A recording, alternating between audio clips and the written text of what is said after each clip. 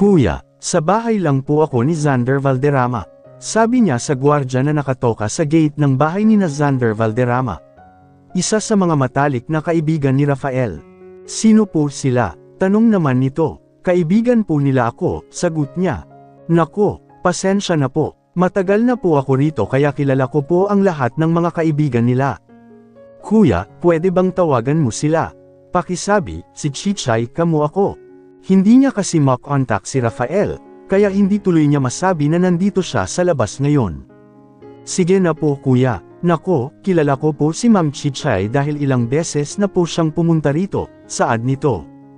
Aaminin ko po na malaki ang pagkakaiba niyong dalawa, pero gayon paman, hindi ko po talaga kayo pwedeng papasukin sa bahay nila, dahil ako po talaga ang malilintikan. Naiintindihan ko po, sabi niya at pinaandar na lang niya ang sasakyan paalis sa lugar para ay parada sa di kalayuan. Kailangan niyang isuot ang mga bagay na magpapatunay na siya nga si Chichay Paraiso. Nagpalit siya ng damit sa loob ng sasakyan niya. Inilagay niya rin ang mahaba niyang wig at ang mga malalaki niyang ngipin bago niya binalikan ang gwardya. Malayo pa lang ay nakangiti na ito sa kanya. Good morning po ma'am, magalang na bati nito sa kanya. Magandang umaga rin po kuya. Nag-aaway po ba kayo ni Sir Rafael? Yusisa nito. Bakit mo na itanong? Lasing na po kasi siya. Si Sir Miguel po, paid liver na lang ng paid liver ng pulutan nila. Dahil nagagalit daw po si Sir Rafael na wala ng pulutan. Sumilip po ako kanina sa loob at mukhang malaki po ang pinagdadaanan ni Sir, pagkukwento nito. Ganoon ba? Opo ma'am. Sige, pupuntahan ko na siya, sabi niya kaya pinapasok na siya nito sa loob. Pagpasok niya sa loob, ay napatingin agad sa kanya ang mga kaibigan ni Rafael, na halatang hindi pa tinatamaan ng alak. Si Rafael ay halatang lasing na dahil nakayuko na ito. Sa tingin niya ay nananaginip na ito. Ang sabi nito, kaunti lang ang nainom.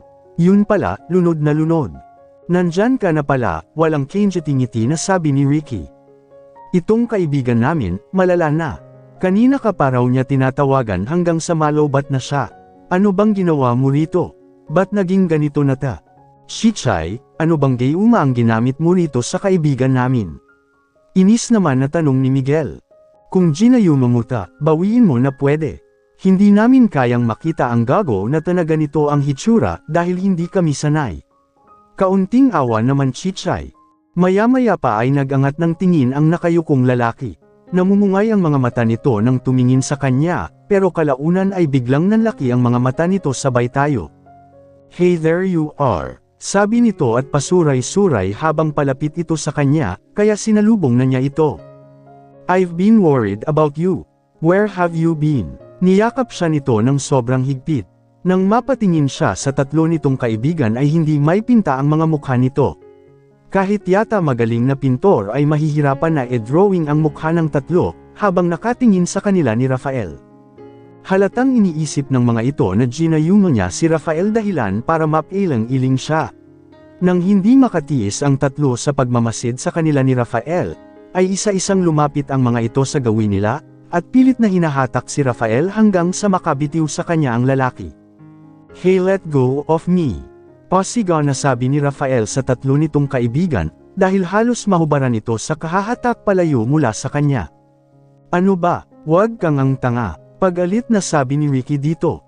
Sinisira mo lang ang buhay mo dahil sa kanya, gumising ka nga.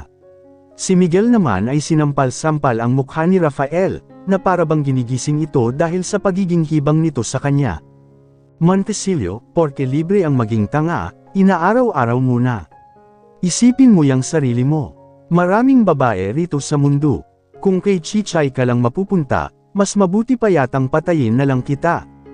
Ano ba yang sinasabi nyo? Lasing na sagot nito sa dalawang kaibigan na mga praning. Sinasabi namin na tumigil ka dyan sa katangahan mo. Sikmat dito ni Ricky habang hinila-hila ang damit nito, kaya hindi na siya nakatiis na panoorin ito, dahil pilit niyang hinahatak si Rafael mula sa kamay ng mga kaibigan nito. Nang ayaw itong bitiwan ni na Miguel at Ricky, ay pinanlisikan niya ng mga mata ang dalawa. Let go of him, malalim na boses na sabi niya. Mabuti na lang at nakuha niya sa tingin ang dalawa. Ang dalawa lang naman kasi ang maraming sinasabi dahil si Xander ay tahimik lang na nakamasid. Nang bitiwan ng dalawa si Rafael ay niyakap ulit siya nito. Ayos ka lang ba? Tanong nito sa kanya. Akala ko ba magpapalam ka na sa akin kapag aalis ka? Sorry, lobat na yung cellphone ko dahil sakit itawag sa iyo, imporma nito. Ang tagal mo kasing umuwi. Sorry, sabi niya ulit. Halos hindi siya makahinga sa sobrang higpit ng yakap nito. Hey, nakakahiya sa mga kaibigan mo, wika niya rito. I don't care, mahina nitong sabi. Kanina pa nga ako pinagtatawanan ng mga iyan eh. Ilang beses nila tinapon yung cellphone ko para hindi kita matawagan. Kulang na lang sirain nila, para wala na akong magamit. Para itong bata na nagsusumbong sa kanya dahil inaway ito ng mga kaibigan nito. Hoy Montecillo, tawag dito ni Ricky, umupo ka nga. Ayaw ko, sagot dito ni Rafael habang kapit na kapit pa rin sa kanya. Sige na, umupo tayo, sabi niya kaya dahan-dahan itong bumitiw sa kanya. Tinungo nito ang pwesto nito kanina bago siya dumating, nang hindi binibitiwan ang kamay niya.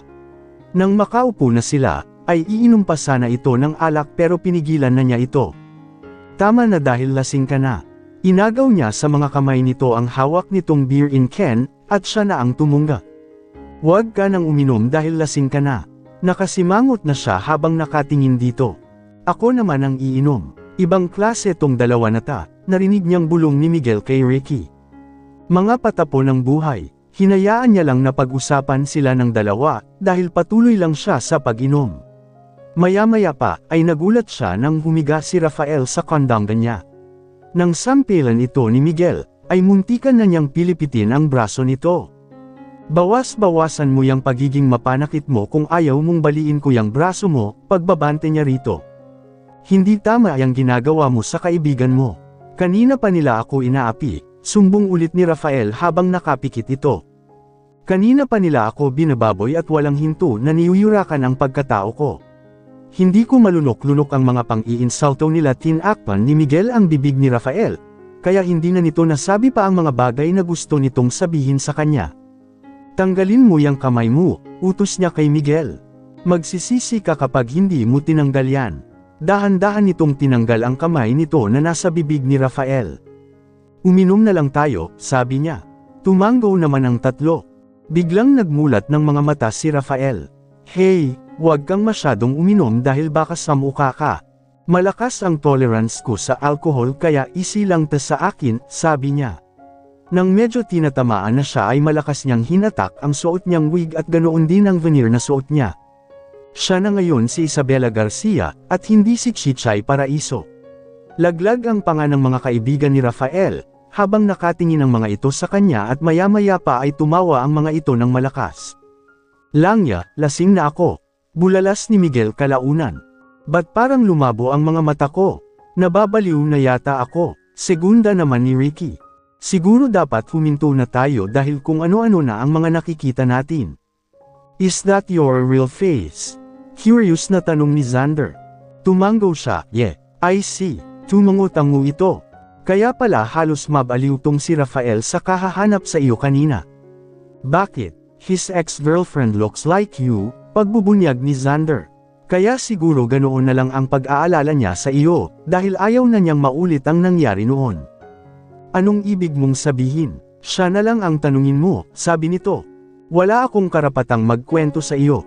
Ang masasabi ko lang, mas mahal niya ang babaeng iyon kaysa sa sarili niya. Yun ang dahilan kung bakit hindi na siya nagmahal ulit. Pero sa nakikita ko ngayon, ay mukhang nakamove on na siya sa babaeng yun, dahil nagagawa na niyang yamakap-yakap sa iyo. Napatitig siya sa natutulog na lalaki sa kandanga niya. Ang tindi naman palang magmahal ng lalaking to. Nakikita pala nito sa kanya ang ex-girlfriend nito. Kaya ba ito biglang naging concern sa kanya? Sa isiping yun, ay bigla na lang niyang tinungga ang alak ng tuloy-tuloy hanggang sa makarami siya. Ayos ka lang. Concern na tanong ni Xander sa kanya. Gusto mong uminom ng kape? Umiling siya. Huwag mong isipin yung tungkol sa sinabi ko sa iyo kanina. Hindi ko naman iniisip, tanggi niya. Ang lakas mo palang uminom, nakangiti nitong sabi. May katapat na si Montecillo.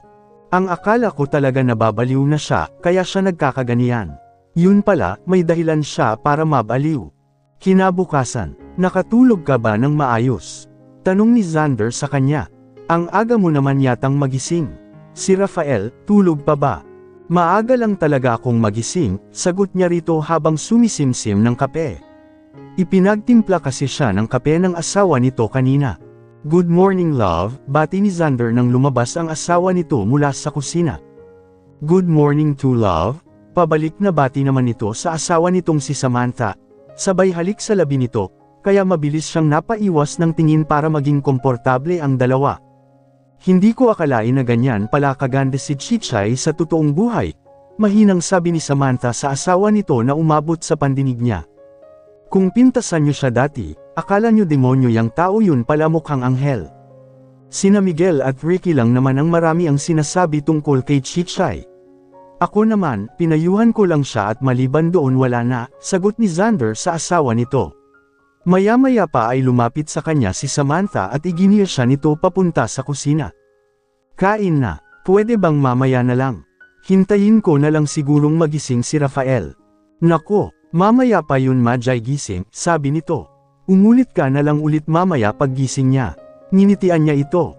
Salamat, hindi niya alam kung paano nito nakakayanan ang mga gawaing bahay, gayong wala itong kasambahay. Hindi halata na marami itong ginagawa, dahil maganda pa rin ito at mukhang fresh. Halatang hindi stress sa buhay. Nangangahulugan lang na mabuting asawa at ama si Xander sa pamilya nito. Sige na, kain na, sabi nito. Almusal pa lang pero parang hapunan na dahil sa dami ng niluto nito. Paano kayo? Hindi pa ba kayo kakain? Mamaya na lang. Hihintayin namin na magising yung kambal, sabi ni Samantha pero umiling si Xander. Love, kumain ka na. Ako na lang ang magpapakain sa kambal mamaya, sabi nito habang nakangiti sa asawa nito. Sabayan mo na si Chichay para hindi malungkot ang unang kain niya rito sa bahay natin. Okay love, and they kissed again on their lips. Halatang mahal na mahal ng mga ito ang isa't isa. Siya kaya kailan, ganyan din kaya sila ng magiging asawa niya. Ipinilig niya ang ulo niya dahil kung ano-anong kalokohan ang pumapasok sa isip niya. She never had a boyfriend kaya hindi niya alam ang pakiramdam. Hindi niya rin naranasan kung paano alagaan. Ang lalim yata ng iniisip mo Chichay. May problema ba? Napansin siguro nito na malalim ang iniisip niya. Si Rafael ba ang iniisip mo? Ha? Hindi. Hindi siya ang iniisip ko, tanggi niya kay Samantha, pero malisyosa siya nitong nginitian. Bakit? Alam mo, swerte mo kay Rafael kung siya ang mapapangasawa mo. Panunukso nito dahilan para airepan niya ito. Wala naman kasi talaga siyang iniisip at lalong hindi niya iniisip ang lalaki. Bakit naman niya ito iisipin? Seryoso ako Chichay, hindi naman talaga siya ang iniisip ko, giit niya at itinuon na lang ang atensyon sa kinakain niya. Mabait yan si Rafael, pagpapatuloy pa rin ito. Alam mo, stick to one din yan. Si Rafael ang tipo ng lalaki na mukhang hindi mapagkakatiwalaan, pero gentleman. Sa lahat ng kaibigan ni Xander, siya ang puro reklamo ang mukha pero hindi ka tatalikuran. Kapag niligawan ka, sagutin mo agad para makalimutan na niya yung ex niya na matagal nang wala. Hindi naman niya ako nililigawan. Wala rin siyang sinabi na ang mga katulad ko ang tipo niya, pahayag niya rito. Talaga, yeah, ba't hindi siya mapakali kahapon? Hindi ka raw niya makontak, kaya hatos ikutin niya tong bahay sa kalalakad habang nagmumura siya. Siguro dahil may sugat ako, sabi niya rito. Umalis ako nang walang paabi kaya siguro nag-alala siya. Ganoon lang. Hindi lang siguro ganoon. Nakita ko kasi kung paano kanya yakapin kagabi. Yung yakap niya halatang may ibig sabihin. Napatikhim siya bigla. Wala lang din ba ang yakap na yun? Wala lang yun Sam, baliwala niyang sabi rito. Ganoon lang talaga siguro siya. Walang mali siya yun. Sa iyo siguro wala, pero sa kanya siguradong mayroon. Kilala ko kasi si Rafael Kung hindi siya interesado sa isang babae, hindi niya gagawin yun kahit gaano pa siya kalasing. In fairness, bagay na bagay kayong dalawa. Binata siya tapos ikaw naman dalaga pa. Bakit ayaw mo? Huwag kang mag-alala, dahil maraming pera yan kaya hindi kanyan gugutuman kung sakali. Isabela, napatingin sila sa pinanggalingan ng boses. Napakalakas ng boses ni Rafael, kaya malamang lahat ng tulog ay nagising na dahil sa pagsigaw nito.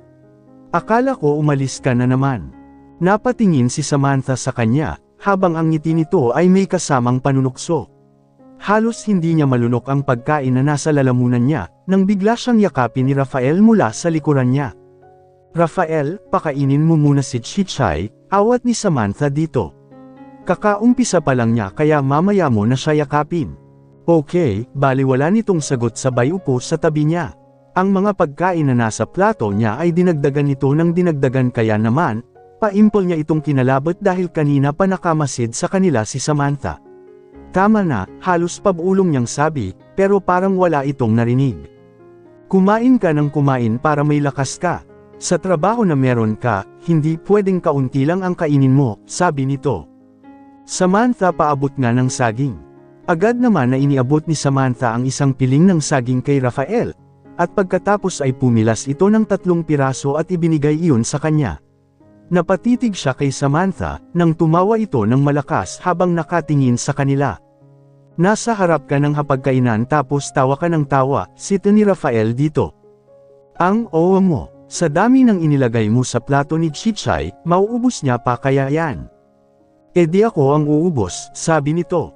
Tama lang naman na marami ang kainin niya para manatili siyang malakas. Hindi pwedeng kaunti lang ang kainin niya, dahil baka mahimatay siya kapag may mga sumulpat na kabahagya niya itong siniko dahil sa kadaldalan nito, kaya automatiko itong napahinto. Kain na, huwag kang masyadong madaldal, aniya rito. Ayaw niya kasing ipaalam kung sino ba talaga siya.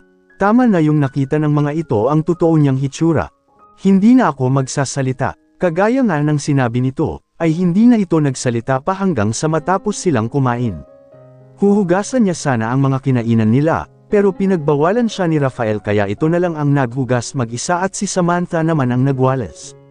Habang hinihintay si Rafael, ay lumabas muna siya sa bahay ni Xander para magpahangin. Habang nakatayo siya sa lilim ng puno ng mangga, ay biglang nagring ang cellphone niya. Si Lucas ang tumatawag. Ang taong nagdala kina Yaya ay Mang Berto sa safe house niya. Yes, itong dalawang matanda, namumutla na, bungad nitong sabi mula sa kabilang linya.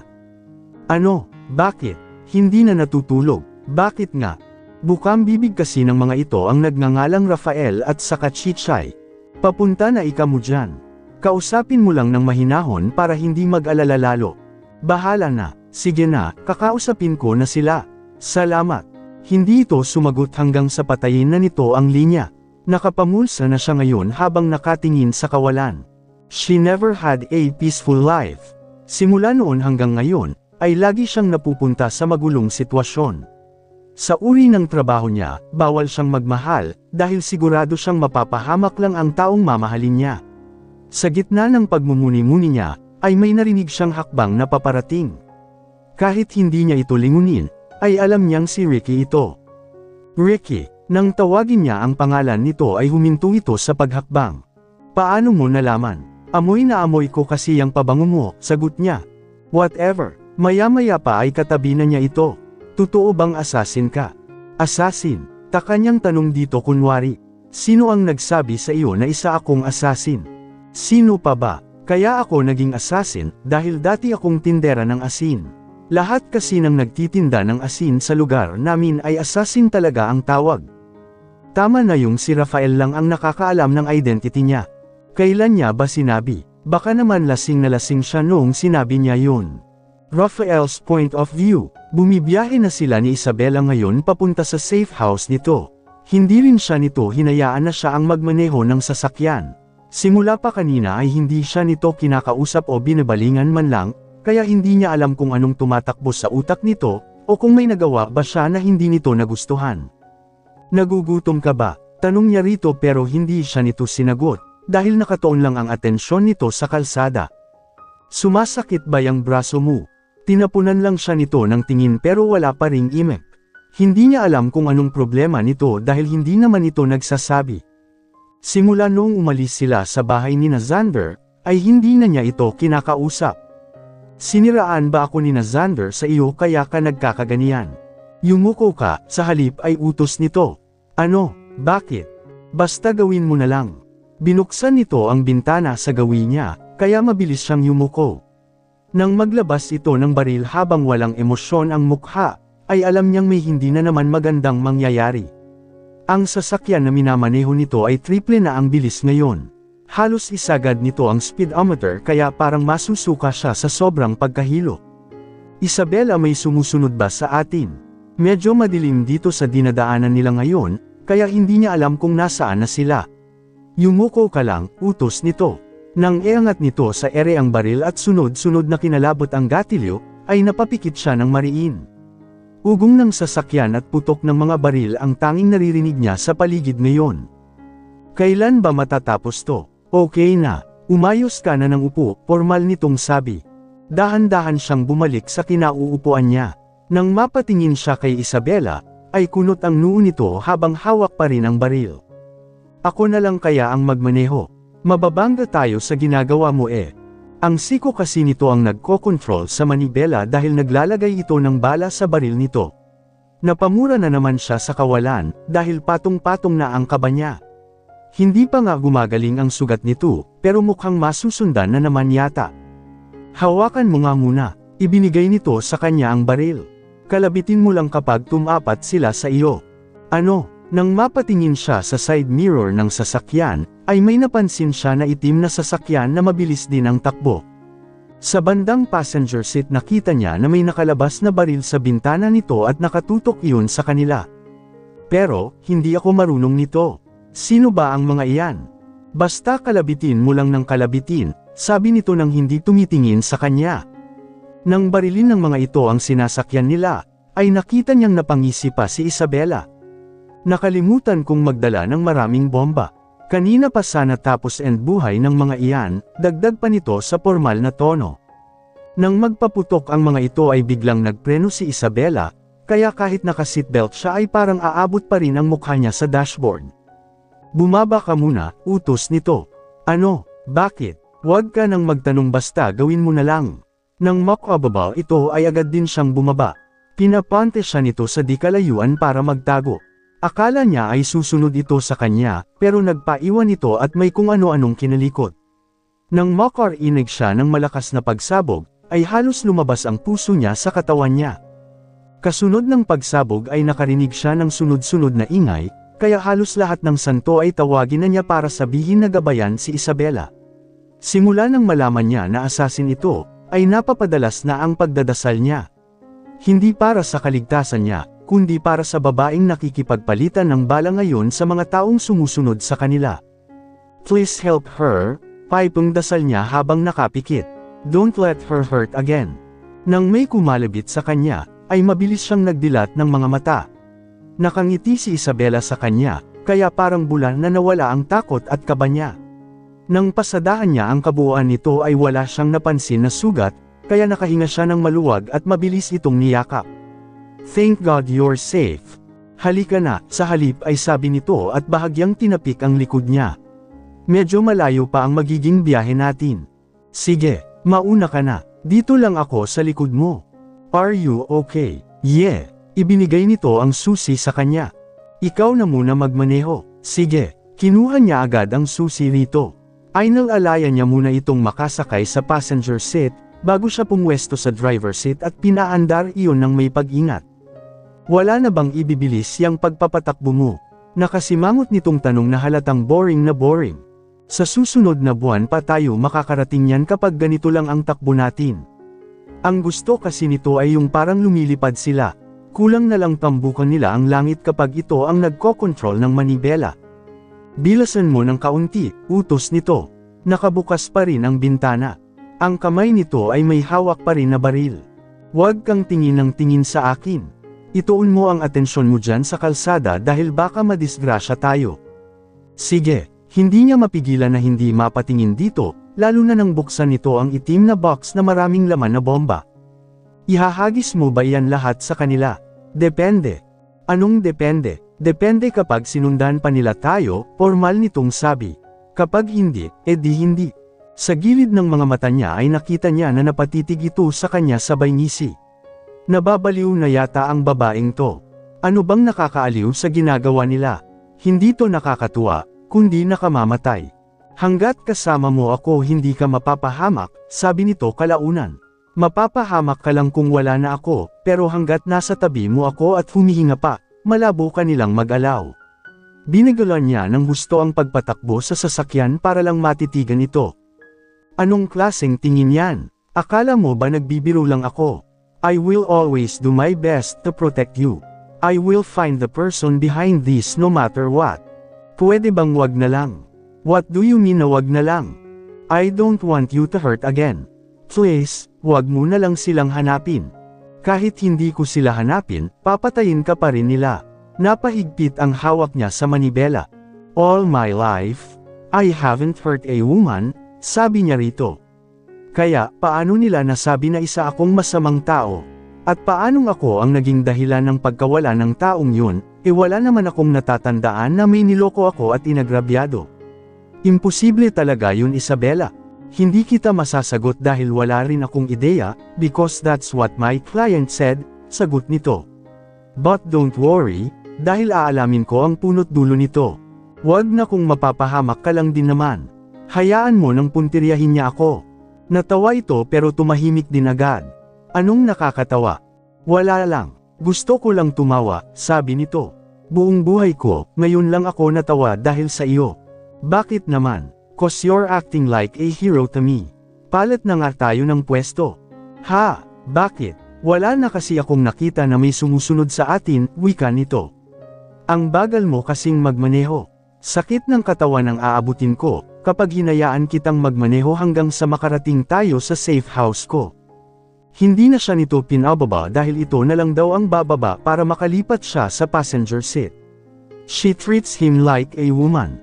Hayes, parang siya itong babae sa kanilang dalawa, kaya naiinis siya sa sarili niya.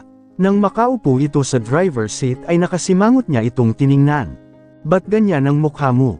Pagdating natin sa safe house mo, pwede mo ba akong turuan kung paano gumamit ng baril? Nang makita niya itong malapad na ngumiti ay mas lalo siyang sumimangot. Seryoso ako. Tapos? Anong tapos? Kapag natuto ka, anong gagawin mo? Di tutulungan kita sa lahat ng magiging laban mo. Napakagat ito sa sarili nitong labi. Bakit ba hindi nito sineseryoso ang mga sinasabi niya, gayong seryoso naman siyang nagsasalita? Do you think you can help me? Oo, confident niyang sabi. Inaasahan na niyang mamamatay siya sa mga susunod na araw, pero ang mahalaga ay natulungan niya ito. Kaya ko, kakayanin ko yung mga ginagawa mo. Ikaw nga natuto, ako pa kaya. Bahala na, mag-iiwan na lang siya ng mensahe sa mga mahal niya sa buhay, na kahit minsan ay may nagawa naman siyang mabuti bago siya mawala sa mundong ito. Kaya mo kaya? Tanong nito. Nakatutok na ang mga mata nito sa kalsada. Kakayanin ko, sagot niya. Huling-huli niya na napapangiti ito paminsan-minsan. Akala mo yata nakikipagbiruan ako eh. May alam ka ba sa self-defense kahit kaunti? Oo. Ano? Kaya kung gumamit ng 2x2. 2x2. O bakit? Pwede kong gamitin yun na pang self-defense ah. Saan aabot ang 2x2 mo kung may dalang baril ang kalaban mo? Di takbo malala. Di ang una niyang pag-aaralan ay kung paano tumakbo ng mabilis. Problema ba yun? Papagurin mo lang yang sarili mo. Matulog ka na lang. Ako na bahala sa buhay mo. Marami ka pang kanin na kakainin bago matuto. Isa pa, matanda ka na para doon. Imbes na matuto ka, baka rayuma lang ang makuha mo. Sabi nito na may kasamang pang-iinsulto bago nito pinatakbo ng mabilis ang sasakyan.